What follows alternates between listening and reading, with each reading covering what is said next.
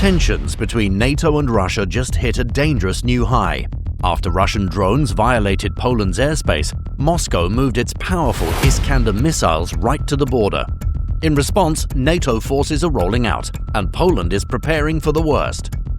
The stakes are higher than ever because if Russia attacks, the response won't just involve Poland, it could pull the entire world into the fight. On September 10th, a wave of Russian drones and missiles struck Ukraine. That's nothing new, but this time anywhere from 19 to 23 drones kept flying west and crossed into Polish airspace. This was the first time Poland, or any NATO country, had to shoot down Russian drones over its own territory. Another important U.S. ally saying it has shot down Russian drones. Europe is on edge tonight after Russian drones violated Poland's airspace. Germany's defense minister said that the drones were armed and deliberately set on course into Poland, an accusation which the Kremlin denied. Polish forces reacted fast. With help from the Dutch Air Force and other NATO allies, they destroyed several drones. Still, one drone crashed into a Polish village, damaging a home and a car. No one was killed, but the message is clear. Poland was now directly in Russia's firing line. The situation became even more dangerous just days later.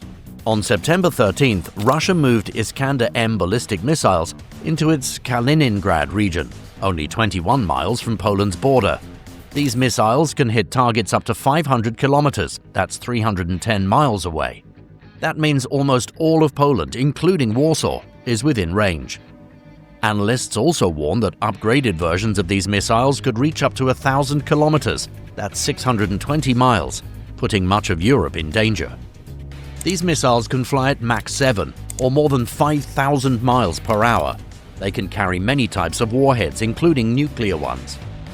Russia has already used them in Ukraine to destroy high-value targets, like US-made HIMARS rocket launchers and German missile systems. Reports suggest Moscow is now producing 60 to 70 Iskander-M missiles every month, a 66% increase compared to last year. If you're finding this breakdown helpful so far, make sure to hit that like button. It really helps us bring you more videos like this.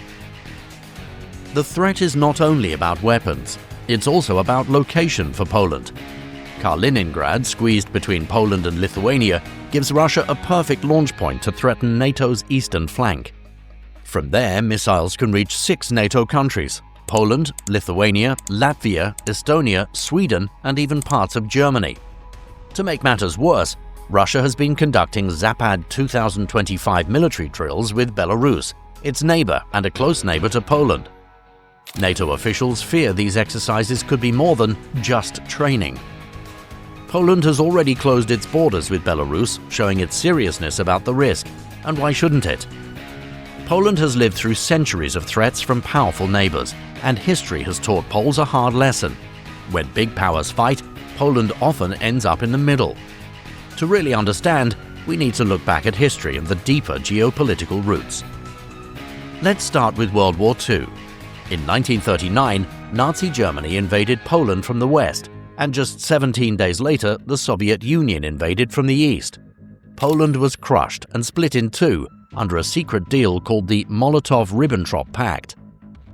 During the war, around 6 million Polish citizens died. That's nearly 20% of Poland's population at the time. No other country in Europe lost such a big share of its people. After the war, Poland didn't get its freedom back. Instead, the Soviet Union pulled it behind the Iron Curtain during the Cold War. From 1945 until 1989, Poland was a communist state under Moscow's control. Soviet tanks rolled into Warsaw during protests, and the Polish people had almost no say in their government. For over 40 years, Poland lived under Soviet influence. When the Soviet Union collapsed in 1991, Poland quickly turned westward. It joined NATO in 1999 and the European Union in 2004. Fast forward to today, and you can see why Poland doesn't take Russian moves lightly. In 2014, Russia invaded Ukraine's Crimea, proving that Moscow still redraws borders by force. Since 2022, Russia's full-scale war in Ukraine has killed tens of thousands and displaced millions. Poland, sharing a 330-mile border with Ukraine, has taken in more than 1.6 million Ukrainian refugees. It knows what's at stake if Russia pushes westward.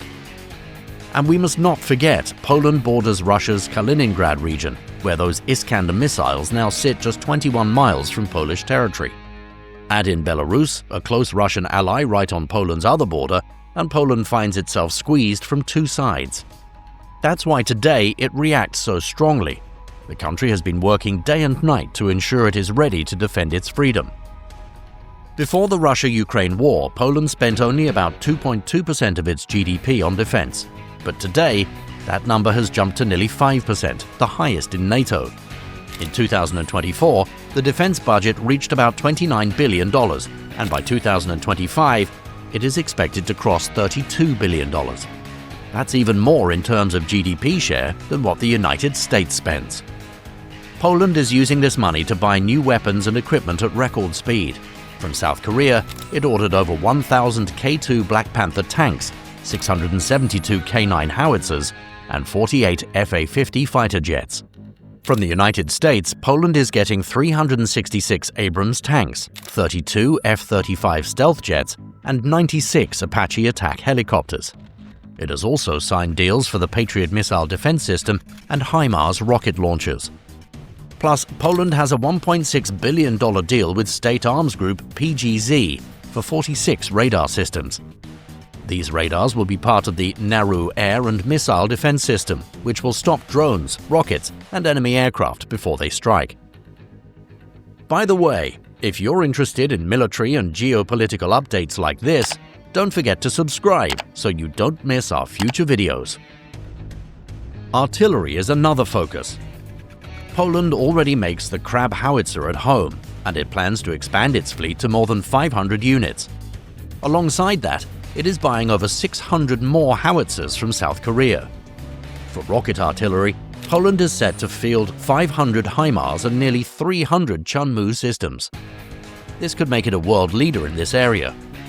Ground forces are also getting a boost. Poland is replacing its old Soviet-era infantry vehicles with 1,000 new Borsuk vehicles made at home. These amphibious machines come with 30mm cannons and anti-tank missiles, giving soldiers much more power on the battlefield. And it doesn't stop there. Poland's navy has been small with only about 45 vessels, but that's about to change. In a $3.8 billion deal with Britain's Babcock Company, Poland will receive 3 new frigates by 2031. These warships will secure the Baltic Sea and bring Poland's navy into the modern age. In the skies, Poland is replacing its aging MiG-29 jets with F-35s and Fa-50s. The F-35 will give Poland stealth power that Russia cannot match, while the Fa-50s will add speed, precision, and flexibility. Of course, weapons are only half the story. Manpower is just as important. Today, Poland has about 216,000 active troops, including 40,000 in the territorial defense forces. The goal is to reach 300,000 soldiers soon. To make that happen, the government passed a new Homeland Defense Act in 2022. This law makes it easier to recruit, train, and keep soldiers in service. It also created a voluntary 1-year basic training program for young people, with free education and benefits as rewards. One big step was the Territorial Defense Force. This group has over 35,000 reservists, such as teachers, shop workers, and drivers who train on weekends. Their job is simple: be ready to defend their own towns. Drills happen all the time. In 2023 alone, there were over 4,000 local exercises. People learn survival skills, first aid, and what to do if missiles or drones strike. Schools and universities joined in too. A survey showed 72% of young Poles support defense training, and more schools now teach military basics. Civil defense is also back. Old Cold War shelters are being reopened. Poland has 62,000 shelters and basements ready for use. Local leaders mark them clearly and guide citizens on how to reach them fast in an emergency. Reservists are returning as well. Since 2023, more than 200,000 former soldiers have been updated on lists. Many were called back for refresher training. Just this year, 17,000 took part in short drills. There's also the Train with the Army program. Any citizen between 18 and 65 can join. In 2024, over 20,000 civilians signed up for one-day training, learning to shoot, protect themselves, and act in case of attack. And it's growing.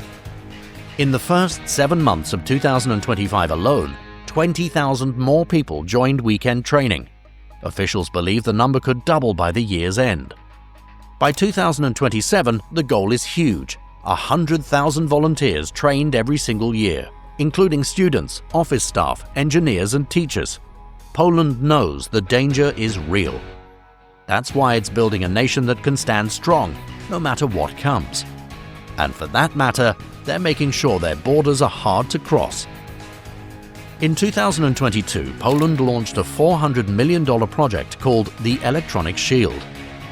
This system includes thousands of surveillance cameras, motion detectors, and thermal sensors spread along its eastern frontier with Belarus and Russia's Kaliningrad region. These are designed to spot drones, illegal crossings, and even disguised sabotage attempts before they become threats.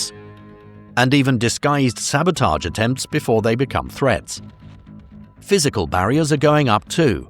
A steel wall about 186 kilometers long and 18 feet high has already been built along the border with Belarus. This barrier is reinforced with razor wire and equipped with monitoring towers. The project was first meant to stop migrant pressure campaigns, where Belarus pushed migrants towards the EU border, but now it doubles as a shield against possible Russian infiltration. NATO allies are also adding. Germany has sent Eurofighter jets, France has deployed Rafales, and Denmark has contributed F-16s to patrol the skies. On the ground, NATO's Eastern Sentry operation has placed additional forces inside Poland itself. The Polish president even approved the stay of foreign NATO troops on Polish soil for reinforcement. Poland's preparations reveal a nation that refuses to be caught off guard. From massive defense spending to civilian training, every move signals determination. But the question remains, will it be enough if Russia makes its move? What do you think? Are these measures strong enough to keep Poland safe? Share your thoughts in the comments, and don't forget to like, subscribe, and share this video. Thank you for watching.